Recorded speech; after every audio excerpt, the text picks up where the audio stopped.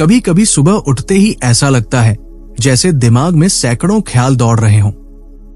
क्या क्या करना है, किसको जवाब देना है, कौन कौन से काम सिर पर चढ़े हैं। जैसे जिम्मेदारियों की पूरी भीड़ दरवाजे पर खड़ी हो, और जैसे ही हम आंखें खोलते हैं लगता है जैसे हम पहले से ही पीछे हैं। मन बेचैन है, दिल उलझा है। फिर वही मोबाइल उठाना, दूसरों से तुलना करना, खुद को थकाना शुरू हो जाता है। आज के जमाने में शांति जैसे कोई लग्जरी हो गई है, और जो सबसे ज्यादा भाग रहा है वही सबसे कामयाब माना जाता है। लेकिन इस दौड़ में कुछ बहुत कीमती खो गया है। हम रुकना भूल गए हैं, सांस लेना भूल गए हैं, खुद से जुड़ना भूल गए हैं। हम भूल गए हैं कि दिन की शुरुआत सबसे पहले मौजूदगी से होनी चाहिए। आप समझिए, आपके दिन की रफ्तार दुनिया तय नहीं करती, वो आप तय करते हैं कि आप किस चीज को सबसे पहले अहमियत देते हैं। मीटिंग से पहले, शोर शराबे से पहले, भाग दौड़ से पहले एक मौका होता है। क्या आप दिन की शुरुआत कनेक्शन से करेंगे या कंट्रोल से? ज्यादातर लोग कंट्रोल से शुरुआत करते हैं, हर चीज को अपने हिसाब से चलाने की कोशिश में लग जाते हैं।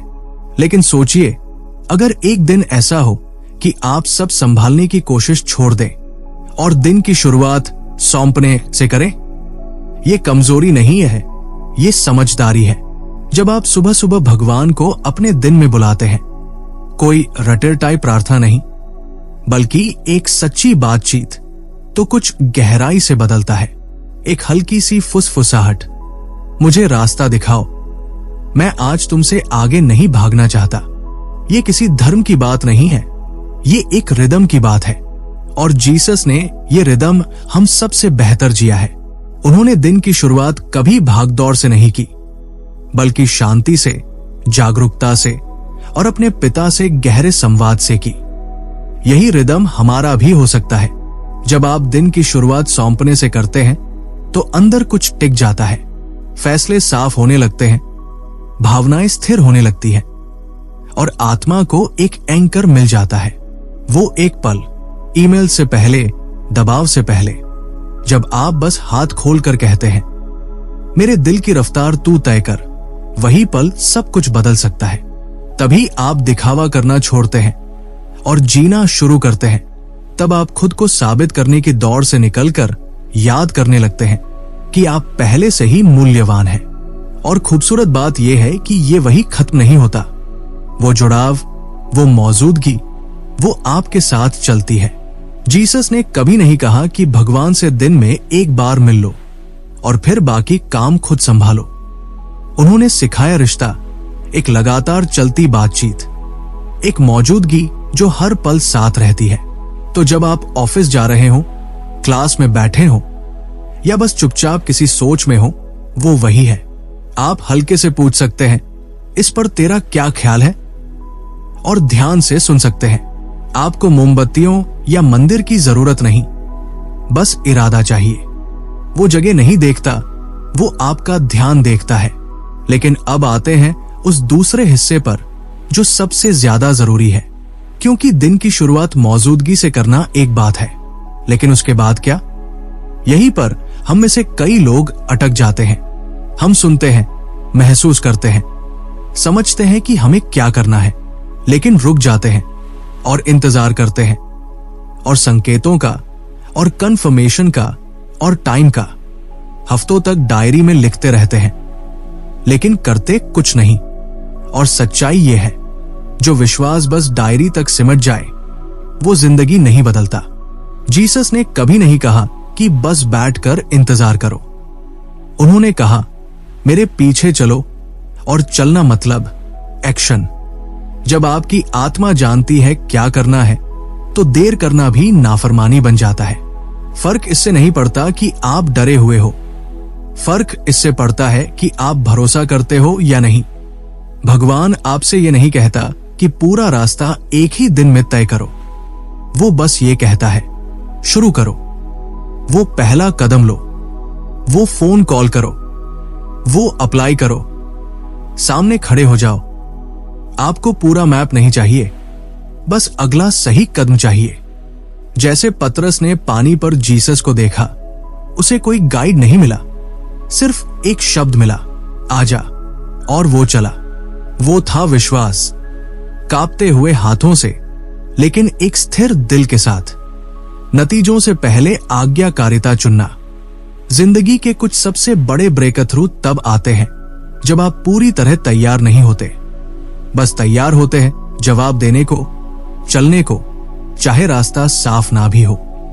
आज्ञाकारिता वो पुल है जो उस जिंदगी को जोड़ता है जिसकी आप प्रार्थना करते हैं, उस जिंदगी से जो आप जी रहे हैं। परफेक्शन की बात नहीं है, रिस्पॉन्स की बात है। जब आप उस पर चलते हैं जो आप जानते हैं, तभी आसमान आपके साथ चलने लगता है।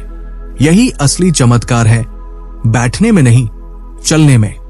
पर सच्चाई ये है, जो हमें रोकता है वो डर है। कोई जोरदार डर नहीं, बल्कि वो चुपचाप अंदर बैठा डर। नाकाम होने का डर, गलत समझे जाने का डर, लोगों को निराश करने का डर, खुद को नाकाफी महसूस करने का डर। और जब डर आता है तो हम अक्सर और ज्यादा जोर लगाने लगते हैं, दिखावा करने लगते हैं। लेकिन जीसस ने एक और तरीका दिखाया। डर से लड़ने के लिए शोर नहीं चाहिए, सच्चाई चाहिए, ताकत नहीं, याद। जब डर उठे तो खुद से सच बोलो, जोर से, भले अजीब लगे, भले कोई सुन न रहा हो। बोलो फिर भी, मैं अकेला नहीं हूं, मैं चुना गया हूं, मैं ये अकेले नहीं बना रहा। क्यों? क्योंकि आपके शब्द आपकी सोच बनाते हैं और आपकी सोच आपका सच। जैसे जीसस ने तूफान से बात की, वैसे ही आपको भी अपने अंदर के तूफान से बात करनी होगी। दिखावे के लिए नहीं, अपनी आत्मा को वो याद दिलाने के लिए जो भगवान पहले ही कह चुका है। जब आपके शब्द उसकी सच्चाई से मेल खाने लगते हैं तो डर की पकड़ ढीली पड़ने लगती है। अंधेरे को सबसे ज्यादा डर साफी से लगता है, और जब आप सच्चाई बोलते हो तब आप रोशनी जला देते हो। अब चलिए और गहराई में चलते हैं। कभी कभी जिंदगी उस तरह नहीं चलती जैसे हम सोचते हैं। हम मेहनत करते हैं, दुआ करते हैं, प्लान बनाते हैं, फिर भी सब बिखर जाता है। दरवाजे बंद हो जाते हैं, लोग साथ छोड़ देते हैं, कोशिशें नाकाम हो जाती हैं। और तब सवाल उठते हैं, भगवान ने ऐसा क्यों होने दिया? क्या मैंने सही सुना नहीं था? क्या मेरा विश्वास कम था? ये सवाल कमजोरी के नहीं होते, ये इंसानियत के होते हैं। और अगर आपने भी कभी ये पूछे हैं तो आप टूटा हुआ नहीं है, आप बस बदल रहे हैं। जीसस ने कभी वादा नहीं किया कि रास्ता आसान होगा, पर यह जरूर कहा कि आप अकेले नहीं चलेंगे। तो अगली बार जब कुछ वैसा न हो जैसा आप चाहते थे, तो खुद से पूछिए, क्या ये देरी कोई मना करना नहीं, बल्कि दिशा बदलना है? क्या बंद होता दरवाजा कोई रिजेक्शन नहीं, बल्कि मेरी हिफाजत है? क्या आज का ना कल के बेहतर हाँ की जगह बना रहा है? खामोशी को उसकी गैर मौजूदगी मत समझिए। हो सकता है आप उसे महसूस न करें, पर वो चल रहा है। जीसस ने हमें सिखाया, असल भरोसा तब साबित होता है जब कुछ भी साफ नहीं होता और फिर भी आप चलते रहते हो। यही है विश्वास, यही है परिपक्वता, यही वो पल होता है जब आपका समर्पण स्वर्ग को छूता है और वहां से ताकत आती है। और अंत में जीसस की एक और सीख जो हम अक्सर इस भागदौड़ में भूल जाते हैं, प्यार करना उन लोगों को भी जो उसे डिजर्व नहीं करते। सिर्फ उन्हीं को नहीं जो आपको प्यार करते हैं, बल्कि उन्हें भी जो आपको ठुकराते हैं, आपको तकलीफ देते हैं। सच्चा प्यार तब दिखता है जब आप किसी के गलत बर्ताव के बावजूद उसके साथ सही बर्ताव करते हैं, जब आप माफ करते हैं बदले की भावना के बिना। क्योंकि माफ न करना ऐसे है जैसे जहर अपने भीतर रखना और उम्मीद करना कि दूसरे को नुकसान होगा। वो सिर्फ आपको नुकसान देता है।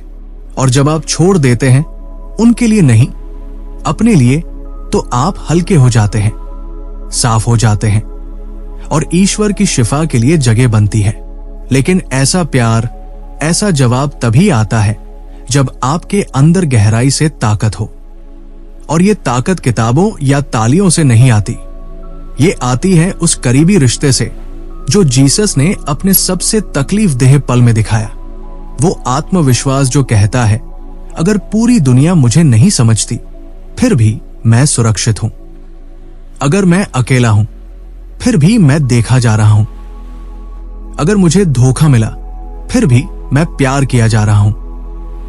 ये आत्मविश्वास घमंड नहीं लाता, ये आपको अडिग बनाता है, क्योंकि अब आपकी पहचान दूसरों की राय पर नहीं, भगवान के ज्ञान पर टिकी होती है।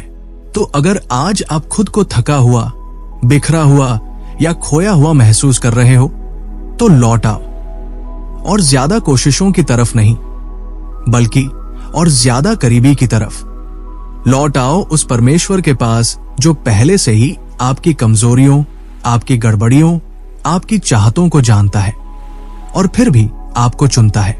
लौट आओ उस रिदम की तरफ जो जीसस ने जिया, भरोसे की, समर्पण की, प्यार की और कनेक्शन की, क्योंकि वही असली ताकत है।